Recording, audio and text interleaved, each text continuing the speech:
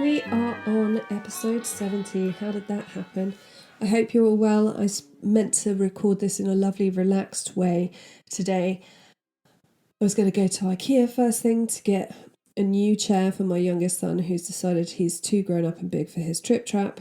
And then I was going to come back, record the episode, walk my dogs, edit the episode, feel like I'd accomplished something. But it turns out when I checked out at IKEA, I left the chair at the checkout, got all the way home, couldn't find the chair, drove all the way back. It's 45 minutes. So got back just in time to walk the dogs, then had to go and pick my kids up, then had to take them swimming. Here we are. It's 9:30 at night. I'll see how I do. I hope you are all well and didn't have such a disastrous Monday. I went for a lovely date with my husband on Friday night, and as he was just about to start eating his pizza, I said, "How much do you know about the Moors murders?" Which apparently, luckily, he's used to after nearly 20 years together. And the reason I was asking is that hopefully, we are very hopeful that the remains of Keith Bennett have been found, who is one of the victims of Ian Brady and Myra Hindley, two of the most awful people to ever walk the planet. I often give California a lot of credit for creating quite so many vile serial killers, but though we may have fewer of them in Britain, we really do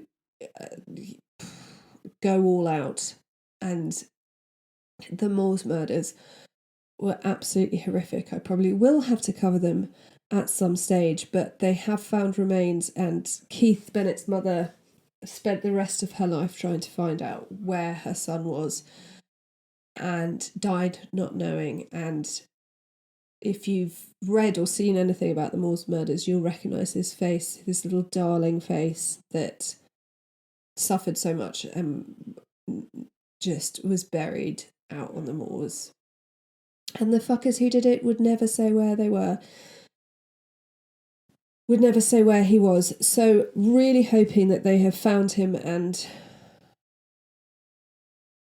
any remaining members of his family can get closure. But I don't think it was the romantic conversational gambit my husband was hoping for. But that's not what we're talking about today. Today, we are going to be talking about the bizarre unsolved mystery of room 1046. A little before 11 p.m. on Thursday the 3rd of January 1935, Robert Lane was driving on 13th Street, Kansas City, Missouri. Can I just say, Americans, and I don't want to start anything controversial, but why is Kansas City not in Kansas? I'll do my research, don't you worry. As he approached Lydia Avenue, he saw a man running towards him wearing only trousers, shoes, and an undershirt. Now, though the day had been mild by January standards, it was still chilly. I've looked, thanks to the internet. It was about 6 degrees centigrade, which is about 43 degrees Fahrenheit. It was, at the very least, sweater weather. The man ran towards Lane's car, waving and shouting for him to stop. Lane slowed down and stopped, and the man then apologised, saying, "I'm sorry, I thought you were a taxi." Lane offered to take him somewhere that was easier to get a taxi, and the man jumps in the back of the car. As he gets settled, Lane says, "You look as if you've been in it bad," to which the man grumbled, "I'll kill that beep tomorrow." That wasn't me beeping myself. It's a dash that's been put in by all media outlets when it was reported, because obviously in 1935 things were a bit more refined than they are now. So Lane drives his car towards 12th and Troost, where there's a taxi rank, and he checks out his passenger in the rearview mirror, and he notices he has a deep scratch on his left arm, and he appears to have cupped his hands as though trying to catch blood from a wound, though we don't know where that wound is. I guess it is kind of around his stomach area. We don't know if Lane found any blood in the car. I don't think he did. I haven't seen it mentioned. So as the car approaches the taxis, the man thanks Lane, jumps out, runs to the driver's side of a parked taxi, opens the door and honks the horn. Very quickly, the cabbie runs from the restaurant where he's been eating, and the man gets in the cab and they drive away. Now, Lane drives off, thinks nothing of it, until a week or so later when he goes and visits an unidentified body being held at the Melody McGilly funeral home. And the police have encouraged people to go and visit this body because nobody knows who he is. And when Lane goes, he recognises his strange passenger from a few nights before, and the cut on his arm is still visible. So he goes to the police with this unusual story and gets told that as far as they know, this man is Roland T. Owen, which is the name under which he checked into the President Hotel where his body had been found, though police checks had shown that no one under that name existed, which is why the police had requested that people go and see the body to see if they could identify it. He had been found mortally wounded in room 1046 on the 5th of January, just 2 days after Lane had given him a lift. So what do we know about this mystery man? On the 2nd of January 1935, a tall man with a husky voice checked into the President Hotel at about 1:30 p.m. He signed in under the name Roland T. Owen and gave a Los Angeles address. He was neatly dressed, wearing a black overcoat, but had no bags with him. He looked to be in his early 20s, had dark brown hair with a large horizontal scar above his ear, which, though it was covered over with hair, it was basically a bald patch. It's very noticeable. I'll put pictures up on social media, as always. Now, Owen also had a cauliflower ear on his left ear, so many people thought he must be a boxer or a wrestler. When he checked in, he requested an interior room on a high floor, so the desk clerk gave Mr. Owen the key to room 1046 and sent the bellboy, Randolph Probst, up with him to show him the way to his room and carry his bags. He doesn't have any bags. That's weird. On the way to the 10th floor, Owen and Probst start chatting, with Owen saying that he'd checked into, I don't know how you say this, but I'm going to give it a go. He checked into the Muehlebach Hotel the night before, but they had charged him the outrageous price of £5 for his room, which is about $100 in today's money. And so they get to his room 1046. It looks out onto the inner courtyard of the hotel rather than onto 14th Street, like a lot of other rooms. It had a short entryway, closet on the right, bathroom on the left, that then led into the room itself. Beyond the entryway, it measured 9 foot by 12 foot long. The bed was to the right and the small stand with the telephone to the left. Situated along the middle of the left wall stood a writing table with a chair, and beyond that, angled in the northwest corner, was the dresser. And angled in the northeast corner was an easy chair. If I'm feeling clever, I will try and draw you a little map of this room. But my creative abilities are very slim, so let's not hold our breath. Props waited and watched Owen take a comb, hairbrush and toothpaste from his overcoat pocket and then put them on the sink in the bathroom. Now, I think he actually took a toothbrush, because there's a lot of talk about the hotel providing toothpaste, but I could be wrong. But he puts them on the sink in the bathroom, and then they both leave together, and Props locks the door, gives Owen the key. Now, these rooms could only be locked from the outside, which I will again get into later.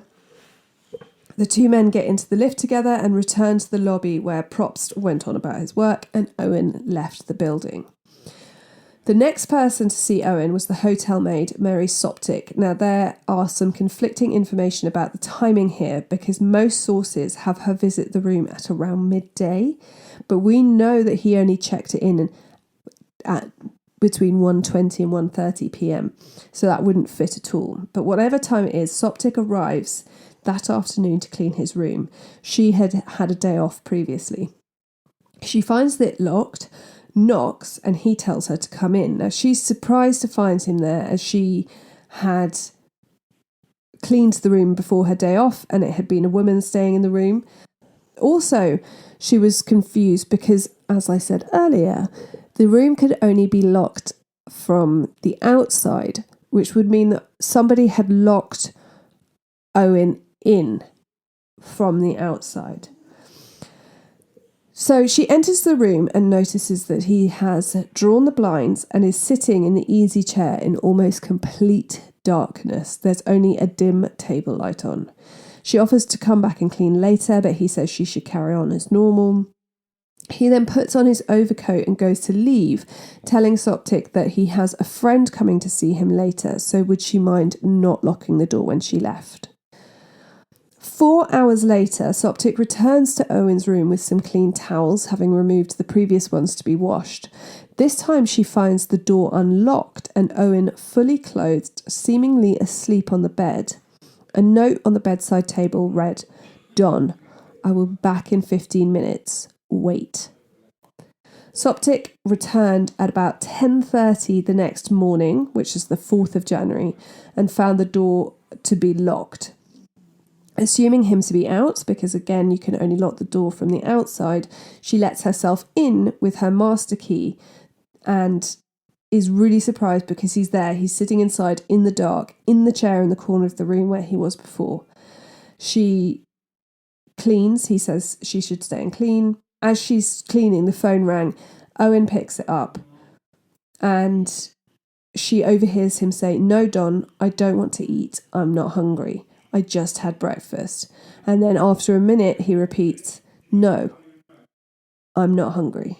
After he hung up, Owen began asking Soptic about her job and the hotel, how many rooms she was in charge of cleaning, what kind of people stayed at the present hotel, if anyone was resident there full time, and then again complained about the price of the neighbouring hotel that he had originally stayed at.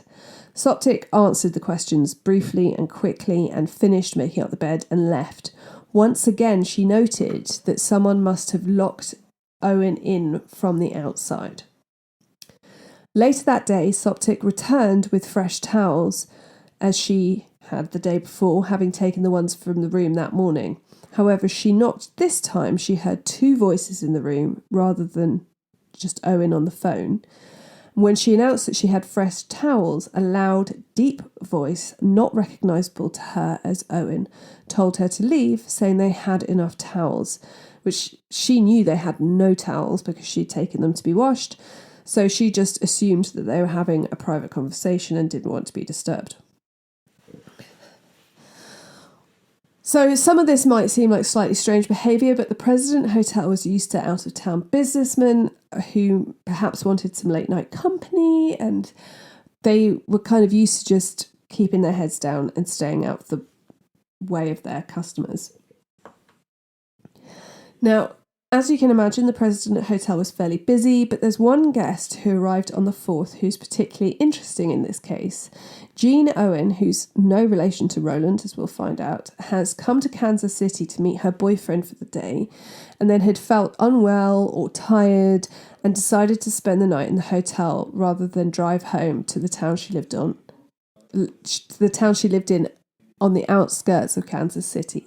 She was given the key to room 1048, which was right next to door to Owen. I'll put a picture up and you can see there some that they seem to be linked rooms in that there is a door in between them.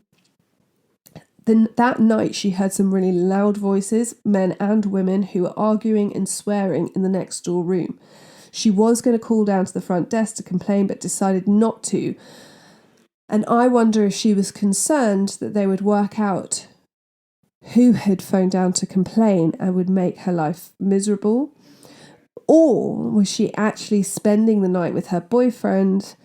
She had used the excuse of feeling unwell to maybe tell her family. That, that's the official line. But this was a way that in the 30s she would be able to spend the night with her boyfriend without anyone knowing. And therefore, if she'd phoned down to complain about the noise. If anyone from the front desk had come up, then there would be, it would be drawing attention to herself. We don't know. There's also another woman in the hotel on the evening of the 4th who may have had something to do with Owen. She was described by Blotcher, who's the night shift bellhop, as a commercial woman. So it looks as though the hotel employees were familiar with her. She often frequented the rooms of male patrons late at night. So it seems to me that she perhaps had a few regulars, businessmen who came into town, wanted her services, and then it was a sort of regular thing. On the 4th of January, she was looking for a man staying in room 1026, but she couldn't find him. So she gets taken up to the 10th floor. Then she calls the lift again and said to Belcher that he wasn't in the room as they'd arranged. She then searches on multiple floors for an hour and then leaves. About an hour later, she comes back with a man, gets in the lift to the 9th floor, and about 4 a.m, she leaves the hotel, and 15 minutes later, so did the man she arrived with. These two were never identified and therefore couldn't be interviewed by the police. And there are a couple of things that spring to mind. Now, obviously, if she's a sex worker, they're turning a blind eye to it, but she would probably know of her way around the hotel a fair bit. But if she is bringing the man into the hotel, where are they going? She doesn't have a room there. And if he's leaving 15 minutes after her and he's arriving with her, it sounds like he doesn't have a room there either. So these two are worth noting. On the morning of the 5th of January, Probst is told by Della Ferguson, the hotel telephone operator, that the phone for room 1046 is off the hook, and the patron, Owen, had asked for an alarm call that morning. So Probst is sent up to knock on the door, acting as an alarm call and telling Owen to put his phone back on the hook. So when he gets there, the door is locked. Again, can only be locked from the outside. The do not disturb sign is up. But because he'd been told that Owen had requested an alarm call, he knocks on the door. Owen responded with "come in," but Probst, who is the bellhop, manages the lift, doesn't have a master key, so he's not able to unlock the door. So he knocks again, and Owen says, "turn on the light." Again, Probst says he doesn't have a key, to which Owen, again, doesn't respond. Probst knocks for a third time and calls through the door that Owen needs to put the phone back on the hook, and then he leaves. Half an hour later, Pike, who is another bellhop, was called by Ferguson again to say the phone was still off the hook. This time, he goes up with a master key and lets himself into the bedroom. He sees Owen naked and apparently drunk on the bed. Now, some versions of the story have it that he saw dark spots on the bedding, and not wanting to be in there longer than necessary, he puts the phone on the hook, which was on the floor. It appeared that the nightstand had been knocked over. It appears as if the phone has been knocked off the nightstand, so he bends over, picks it up, puts it back on the table and leaves. And he reports to his manager that the man in 1046 is drunk. So to his surprise, an hour later at 10:30 a.m, Probst receives another call from Ferguson saying the phone in 1046 is off the hook again. When he gets to the door, it still has the do not disturb sign and is still locked, but this time, when his knocking gets no response, he lets himself in with the master key he's taken with him. He sees Owen about 2 foot from the door, on his elbows and knees, with his bloodied head in his hands. He puts the light on, goes to put the phone back on the hook. Again, it's been knocked off the nightstand onto the floor. And it's while he's fully in the bedroom that Probst noticed there's blood on the bed, the walls, and on the walls of the bathroom. Now, he immediately goes downstairs for help. I think it's interesting that he doesn't call it could be as basic as he was just not okay with the sight of blood or the injuries. I'd be intrigued to know if he felt something odd about the room. I know that a wounded man is odd, but whether it's just that he just picked up the phone. And I think if I just picked up the phone and maybe my hand was on the phone still and I was seeing all this blood, I would pick it up automatically because it would feel like the quickest thing to do. When he's interviewed by the police, he says he was frightened. So it could be literally that fight or flight kicked in and flight won. Well, he returns with the assistant manager, but this time they can only open the door about 6 inches, 15 centimetres, because Owen has now fallen on the floor and is blocking the door. They eventually manage to make him get up, and he goes and sits on the edge of the bathtub, resting his head on the sink. The assistant manager calls the police, and they are joined by Dr. Harold Flanders of Kansas City General Hospital. Is it possible to say Flanders and not think of The Simpsons? Owen had been bound with cord around his neck, wrists, and ankles. His neck had further bruising, suggesting that someone had attempted to strangle him. He had been stabbed more than once in the chest above the heart, and one of these wounds had punctured his lung. Blows to his head had left him with a fractured skull on the right side, and in addition to the blood props had seen, there was spatter on the ceiling. Dr. Flanders cut the cords from Owen's wrist and asked him who had done this to him. Owen replied, "Nobody." Flanders then asked what had caused these injuries. He said he'd fallen and hit his head on the bathtub. The doctor asked if he'd been trying to kill himself. Owen says no and then loses consciousness. He's taken to hospital. He's completely comatose by the time he arrives, and he dies shortly after midnight on January the 5th. It's determined that he'd been restrained and tortured and had sustained his injuries before props first visited him as the alarm called that morning. The phone being knocked off the table was probably an attempt to call for help. The police start their investigation by interviewing Jean Owen, as they were understandably interested in her having the same name as him and being in the room next door. However, after speaking to her and then her account being corroborated by her boyfriend, she's allowed to go home. They then speak to all the staff who'd spoken to Owen, and they searched his hotel room. Now, Soptic would tell police that she felt uncomfortable when cleaning the room the second time, and as if Owen was afraid of someone. From the dryness of the blood in the room, they put the time of his attack at about 4 to 5 a.m. and remarked on the fact that there was nothing really in the room. No clothes in the drawers or the wardrobe, not even the towels and soap provided by the hotel. There's no sign of Owen's black overcoat, shirt, trousers, only a label from the tie he'd been wearing, which showed it had been made in New Jersey. They also noted that there were no knives present, ruling out the possibility that his wounds had been self-inflicted in an attempt at suicide. What they did find was also interesting: a hairpin, a safety pin, an unsmoked cigarette, and a full bottle of diluted sulfuric acid. 4 fingerprints were found on the phone stand. The police believed them to belong to a woman because they were really small. They couldn't be matched to Owen or anyone working in the hotel.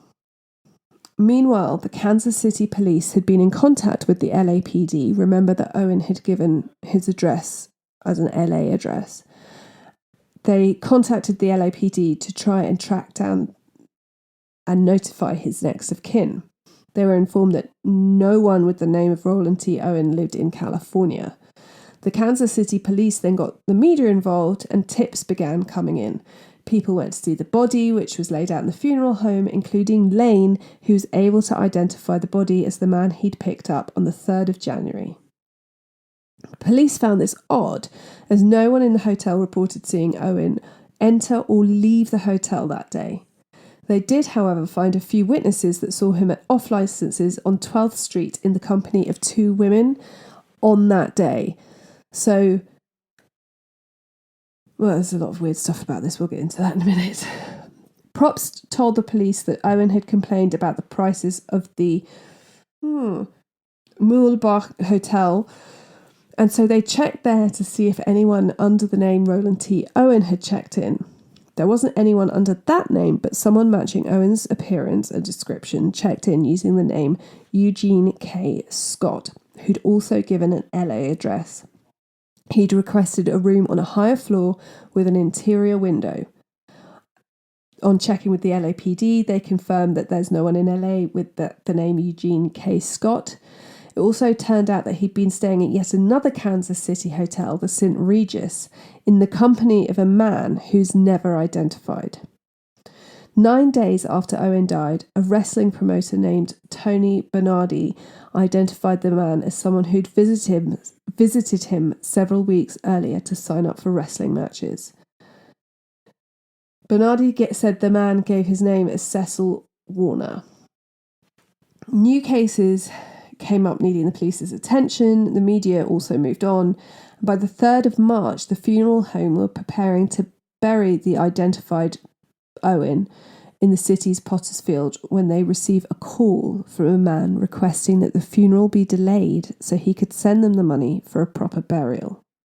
He requested that Owen was buried in Memorial Park Cemetery so he could be near his sister. The funeral director asked the man why Owen had been killed and was told that Owen had had an affair with one woman whilst engaged to marry another. The caller and the two women had come up with their plan to exact the revenge at the President Hotel.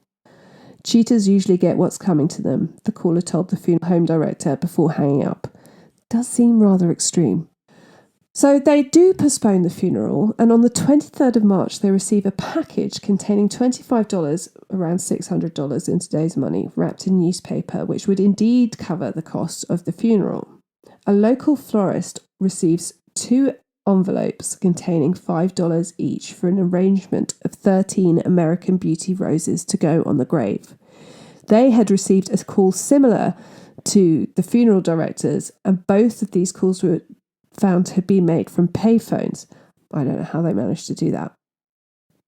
Included in one of the envelopes that the florist received was a card written in disguised handwriting saying, "Love forever, Louise." The only people present at the funeral were policemen, some of whom acted as pallbearers. They obviously kept an eye out for anyone else attending. There was no one there. Interestingly, the Kansas City Journal-Post misreported that Owen had received a pauper's funeral and received a phone call from a woman saying that they were incorrect. He'd been given a formal funeral. She said they could speak to the funeral home and the florist to confirm this. She was asked to identify herself and said, "Never mind, I know what I'm talking about." When they asked her what had happened to Owen, she said he got himself into a jam and hung up. I know we're in Missouri, but all of this I wish was done in a kind of New York accent. I'm biting my tongue to not do a terrible New York accent. The media circulated the images of Owen in the hopes that someone would recognise him, especially the side that has this really noticeable scar. And eventually in 1936, Ruby Ogletree of Birmingham, Alabama comes forward saying she believes it's her son, Artemus. The family had not seen him since he'd left to hitchhike to California in 1934, though he'd written to them fairly regularly. She contacted the Kansas City Police Department and was able to give enough accurate information, including how he got his scar on his head, a childhood accident involving hot grease, that the police circulated to the media that Owen had been correctly identified as Artemus Ogletree. However, things got stranger. Ruby had received letters from her son since his death, but had at the time felt that there was something strange about them. The first was in early 1935, so almost a year after he died, postmarked Chicago, and had made her suspicious as it was typed. As far as she knew, Artemus didn't know how to type, and he made no reference about learning to type in his letter. It was also written in a very colloquial style, which didn't sound like her son at all and was inconsistent with the previous letters he'd sent. In May 1935, she received another typewritten letter from her son saying that he was going to Europe, and this was followed by a special delivery letter the same day saying that his boat would be leaving that day and that he was sailing off to Europe. Both of these letters were sent from New York. In August 1935, Ruby received a phone call from Memphis, Tennessee about a man claiming that Artemis had saved his life in a fight and that Artemis himself couldn't call as he was now living in Cairo, married to a wealthy woman and very happy. Artemis was unable to write to his mother as he had lost his thumb in the fight during which he'd also saved the caller. Ruby spoke to the man for about half an hour, during which time he spoke irrationally and was all over the place, but he did seem to have first-hand knowledge of her son. She gave the name of the caller to the police, who never let that name be known to the public. The police checked to see if Artemis had travelled to Egypt, and he had not done so under his own name.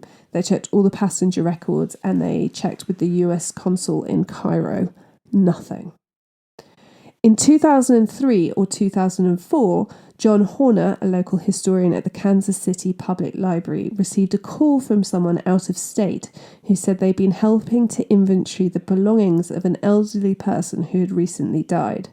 Among them was a shoebox which had turned out to be filled with newspaper clippings relating to the case, as well as, according to the caller, one item mentioned in the newspaper stories.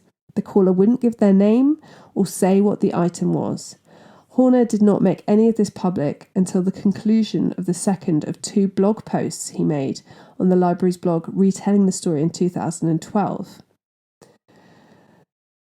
The 2 main theories are that this man was indeed killed for cheating on his fiancée, as the caller to the funeral director said, though this seems rather extreme. Others believe that the name Don implies that the mafia was involved. I wonder if it was a mixture of both. I wonder if he was engaged to someone connected with the mob, and that's why vengeance was so extreme. The bedroom door lock confuses me a lot. Why would the rooms only be locked from the outside? Does anyone know anything about the US hotels in the 30s? It seems odd to me that you wouldn't have a 2-way locking door. Also, if it's only lockable from the outside, then who has had the key to lock him in? And why would they lock him in? Obviously, if he's scared, he might be getting someone he trusts to lock him in for safety reasons. But then how does he get out? That's all very confusing. Part of me wondered if the message to Don was meant for Owen. Was Don a code name used by both men? Was Don the man that stayed in the St. Regis Hotel a few weeks before? It seems weird to leave a note on the bedside table for someone as he's napping that reads as it does. Wouldn't it be more likely to say, I'll be down in 15 minutes or I'll be back in 50 or something? I'll be back seems really odd unless it's meant for Owen. If you go to your friend's room and he's napping, then you might say, I'll be back in 15 minutes. It could have been left there previously and he hadn't bothered to remove it when he did return, though as far as we know, no one from the hotel staff saw him leave the building. Nobody saw anyone go into that room except for Owen. Does it mean that 2 men were using the room interchangeably, looking similar enough that they weren't noticed to be different men? He obviously has a relationship with Don, who is asking him out to eat in some way, so why does Don not appear when Owen dies? Why take all his clothes? Was it to prevent him from being identified properly? How did the label come off his tie? That seems really odd. Also, why did he have the blinds down and lights low? He'd requested an interior room, but was there someone staying in the hotel who he was concerned about? I think it's strange that when Props went and knocked on the door and Owen said, come in and turn on the lights, he didn't call for help. He's obviously in a bad way, but able to answer the questions from the doctor when he arrived and to say, come in. I just wonder why, if you've knocked the phone onto the floor a couple of times trying to call down for help, why help isn't perhaps the first thing you say if you're really badly injured. I also think it's really strange that the bellhops, Probst and Bolcher were obviously interviewed.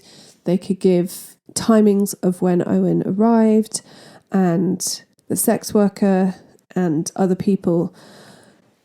But this Don, who he was waiting for, who he left a note for, who he had said to Soptic, the maid, that he was waiting for a friend to visit, these men weren't recognised or identified. Was there other ways into the hotel? I also think it's very odd why whoever it was wouldn't let him just be buried in an unmarked grave. Why draw further attention to yourself and risk getting caught by phoning the funeral director, who says, I'm going to have to report this to the police? The anonymous caller says he doesn't mind and carries on the conversation. If it's a personal... If it's as personal as revenge for cheating, then why care where he's buried, unless the woman Louise was so distressed about it? And the two individual $5 were for the women in question. But why all the toing and froing at the hotel, the switching of hotels, the using of different names? Why was he even in Kansas City? He'd set out from Tennessee to California. He just didn't make it very far. That's one state over, and he's in trouble. Did he leave Tennessee because he was in trouble already? I think if I'm not a religious person.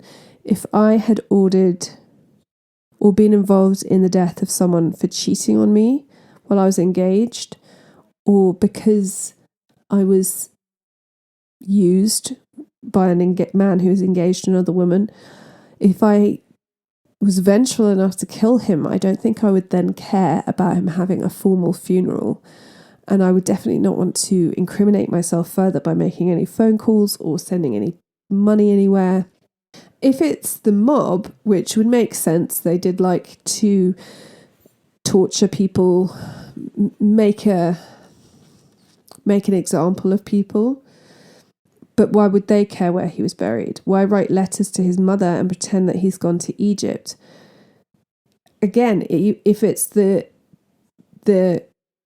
people who say that he got involved with another woman whilst engaged to someone else, why keep up this subterfuge of writing to his mother, and the man then phones the mother and saying that he's moved to Egypt?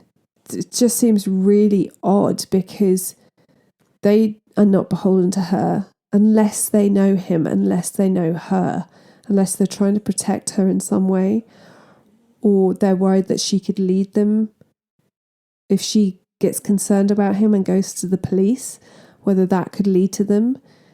Again, if I just bumped someone off for cheating on me, who I hadn't met his mother, why would I carry on this weird letter writing? So it must be someone who knew that he wrote to his mother, who knew his mother's address, who knew his mother's phone number. Why would someone call John Horner at the library to say they had a box of clippings and an item, but then not say who they were and what it was? If I was going through a relative stuff and I found things that I thought related to a murder, I'd either tell the police or tell nobody.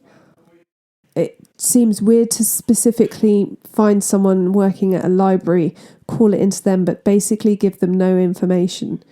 So there is lots about this case that's really frustrating.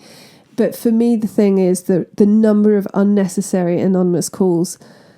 It would be strange enough if this man had been found dying in his hotel room and nobody was able to identify him until his mother came forward. That would be a strange unsolved case. But the continuance of these phone calls afterwards, and the letters and phoning to say you've gone through a relative's stuff, it's just so weird. And that's the story of the unsolved mystery in room 1046. I hope you enjoyed it. If you have a theory, please let me know. I also want your real life listener tales of spooky Halloween stuff, or anything true crime related, anything at all for my Halloween episode, do email me at themondaynightrevue@gmail.com or send me a message on Instagram, where I am at The Monday Night Review. We're also on Facebook and TikTok. So yes, I'd love to hear from you. I love your recommendations. A huge shout out to everyone on Patreon. I really appreciate you being over there. I have some really exciting merch designs coming up, and you're amazing. And until next... the sources for this week's episode were Wikipedia, allthat'sinteresting.com, The Mystery of Room 1046 Part 1, Roland T. Owen, and The Mystery of Room 1046 Part 2, Love Forever Louise by John Horner, coolinterestingstuff.com, medium.com. If you want to find out more about this, there is loads on the internet for you to look at. And until next time, be kind, stay safe, and always check the back seat before you drive.